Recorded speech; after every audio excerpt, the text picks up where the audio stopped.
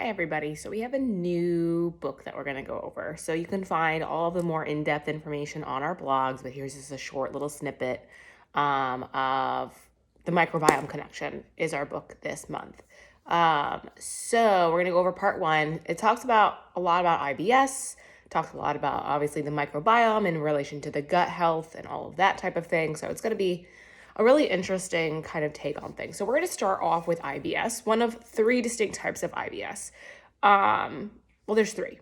I shouldn't say one of three. There are three distinct ones. You have IBS-C, so that's IBS with constipation. That's type is found in 35% of patients. Then you have IBS-D, which is IBS with diarrhea, which is found in about 40% of patients. And then the third one is IBS-M, which is a mixed type. So it is with alternating bouts of diarrhea and constipation, which can be found in 23% of patients. In this category, many patients don't know whether they will be hit with diarrhea or constipation. It really is iffy. During the course of one day, they might be constipated in the morning, have diarrhea in the afternoon, flip-flopped, so on and so forth. And within one bowel movement, their stool may be hard at the beginning, watery at the end. So we now consider IBS-D and IBS-M as one type of IBS disease, and then which is non-constipation, and then IBS-C, which is a different disease, which is constipation. So going a little bit more into the gut, it has two modes. It's got feeding, which is digestion, and fasting, which is cleaning.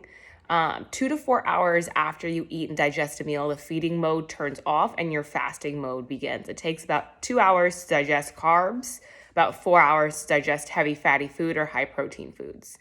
During the fasting mode, waves of electrical activity induce the gut to sweep residual undigested material through the digestive tract. This is known as the housekeeping rule, and it's from the migrating motor complex. Most often, but not always, this procedure begins in the stomach.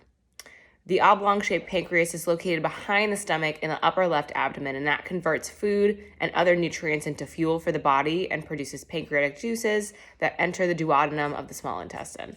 The digestive enzymes secreted by the pancreas help break down proteins and carbs and fats. So that's what your pancreas does, along with blood sugar and everything else.